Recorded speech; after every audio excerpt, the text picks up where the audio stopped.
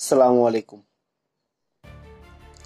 পৃথিবীর নারী নক্ষত্র তৃতীয় পর্বে আপনাদের স্বাগতম। এ পর্বে থাকবে বিশ্বের গুরুত্বপূর্ণ সাগরপথ, প্রণালী ও খাল নিয়ে আলোচনা।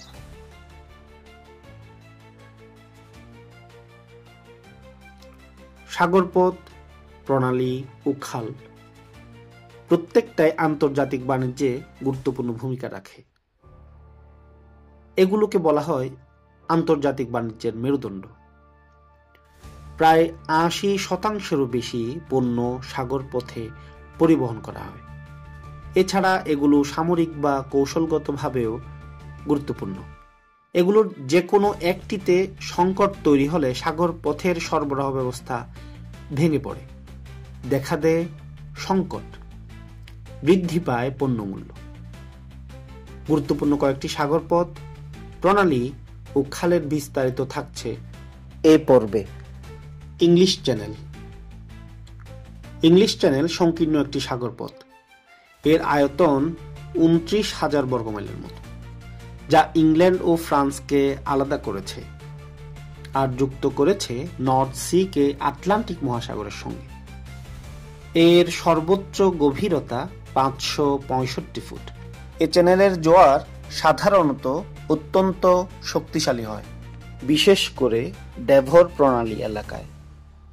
অক্টোবর থেকে এপ্রিল পর্যন্ত চ্যানেলের আবহাওয়া থাকে মেঘাচ্ছন্ন, ঠান্ডা ও আর্দ্র।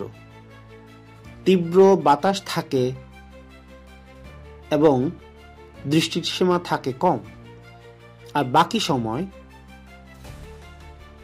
থাকে হালকা বাতাস এবং আবহাওয়া থাকে চমৎকার। এ চ্যানেল নানা কারণে গুরুত্বপূর্ণ। এর মধ্যে অন্যতম মাছ শিকার। তবে ২০ শতকের পর এই মাছ শিকারের হার কমে এসেছে। আরেকটি হচ্ছে পর্যটন। চ্যানেলের দুই পাড়ের দুর্দান্ত আবহাওয়া, বালুকাময় সৈকত, আকর্ষণীয় উপকূল পর্যটকদের দৃষ্টি আকর্ষণ করতে সক্ষম হয়েছে। ফলে ১৮ শতকের শেষের দিকে বিলাসবহুল রিসোর্ট তৈরি হতে শুরু করে এখানে। এছাড়া এ চ্যানেলে রয়েছে বিভিন্ন গুরুত্বপূর্ণ বন্দর। তাছাড়া এ চ্যানেলের পানি নানা কাজে ব্যবহার করে ফ্রান্স ও ইংল্যান্ড। এ চ্যানেল যাত্রী ও পণ্য পরিবহনেরও অন্যতম পথ। এই সংকীর্ণ সাগর পথটি বিশ্বের অন্যতম ব্যস্ত। প্রতিদিন এ পথ অতিক্রম করে ৫০০-ও বেশি জাহাজ। এছাড়া এ চ্যানেলে রয়েছে একটি টানেল, যা ইংল্যান্ড ও ফ্রান্সকে যুক্ত করেছে। হরমুজ প্রণালী। হরমুজ প্রণালীর অবস্থান এশিয়ার দেশ ইরান ও ওমানের মধ্যে। এটি যুক্ত করেছে পারস্য উপসাগরের সঙ্গে ওমান উপসাগর ও আরব সাগরকে। এ প্রণালী মধ্যপ্রাচ্য থেকে তেল পরিবহনের প্রধানতম নৌপথ। এ পথ হয়ে দৈনিক প্রায় ২১ মিলিয়ন ব্যারেল তেল পরিবহন করা হয়। বিশ্বের প্রায় ২০% লিকুইফাইড ন্যাচারাল গ্যাস বিভিন্ন গন্তব্যে পাঠানো হয় এই পথ ব্যবহার করে। বাব আল মানদেব প্রণালী গাজা ইসরায়েল যুদ্ধ শুরুর পর থেকে আলোচিত একটি প্রণালী। গুরুত্বপূর্ণ এই নৌপথ যুক্ত করেছে এশিয়া, আফ্রিকা ও ইউরোপকে। এর একদিকে লোহিত সাগর ও অন্যদিকে এডেন উপসাগর। এটি ২০ মাইল দীর্ঘ। এ পথ দিয়ে প্রতি বছর বিশ্বের উল্লেখযোগ্য পরিমাণ বাণিজ্য হয়।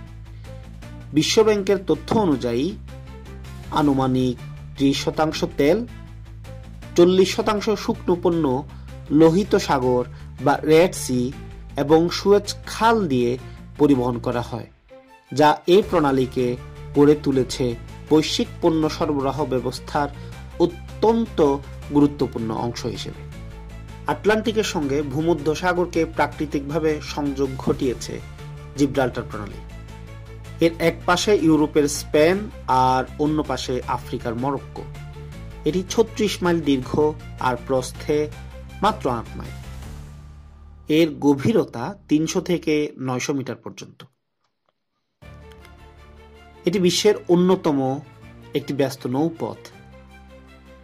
প্রতি বছর প্রায় 1,20,000 জাহাজ এ পথ ব্যবহার করে। মালাক্কা প্রণালী। মালাক্কা প্রণালীর অবস্থান ইন্দোনেশিয়ার সুমাত্রা দ্বীপ ও মালয়েশিয়ার মধ্যে। এটি ভারত মহাসাগর ও প্রশান্ত মহাসাগরকে যুক্ত করেছে। এ প্রণালী আন্দামান সাগর থেকে সিঙ্গাপুর প্রণালী হয়ে দক্ষিণ চীন সাগর পর্যন্ত বিস্তৃত। এর দৈর্ঘ্য প্রায় 500 মাইল। 94,000 জাহাজ এ পথ ব্যবহার করে প্রতি বছর। এই জাহাজগুলো বহন করে বিশ্বের প্রায় 30% পণ্য। এই প্রণালী ভারত ও চীনের মধ্যে সবচেয়ে নিকটতম এবং বিশ্বের অন্যতম ব্যস্ত সাগরপথ। সুয়েজ খাল। মিশরের সুয়েজ খাল ভূমধ্যসাগর ও লোহিত সাগরকে যুক্ত করেছে। এটি আফ্রিকা ও এশিয়াকে করেছে বিভক্ত। এ খালের কাজ শেষ হয়েছে 1869 সালে। কয়েক দফা উন্নয়নের পর এখন খালের দৈর্ঘ্য প্রায় 200 কিলোমিটার। এ খাল হয়ে প্রতি বছর 20,000-এরও বেশি জাহাজ পারাপার করে। তবে 2021 সালে খালে এভার গিভেন নামে একটি কন্টেইনারবাহী জাহাজ আটকে পড়ার পর 1 সপ্তাহ এ পথ বন্ধ ছিল। এছাড়া গাজা ইসরায়েল যুদ্ধ শুরুর পর থেকেও এ খালে জাহাজ চলাচল কমে গেছে উল্লেখযোগ্য পরিমাণে। ফলে বিপুল রাজস্ব আয় থেকে বঞ্চিত হয়েছে মিশর। পানামা খাল।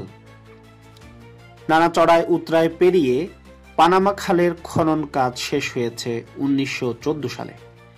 এটি যুক্ত করেছে আটলান্টিক মহাসাগরকে প্রশান্ত মহাসাগরের সঙ্গে। এই খাল বিশ্বের 170 দেশের প্রায় 2,000 বন্দরকে যুক্ত করেছে। 2023 সালে এই খাল ব্যবহার করেছে প্রায় 14,000-এর মতো জাহাজ। যুক্তরাষ্ট্রের জাহাজের জন্য প্রায় 15,000 কিলোমিটার পথ কমিয়ে দিয়েছে এই খাল। সম্প্রতি দীর্ঘস্থায়ী খরা পানামা খালের জন্য একটি সমস্যা হয়ে দাঁড়িয়েছে।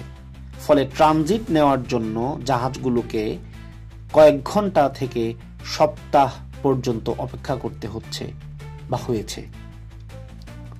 তবে খাল কর্তৃপক্ষ এই সমস্যার সমাধানে জোর প্রচেষ্টা শুরু করেছে।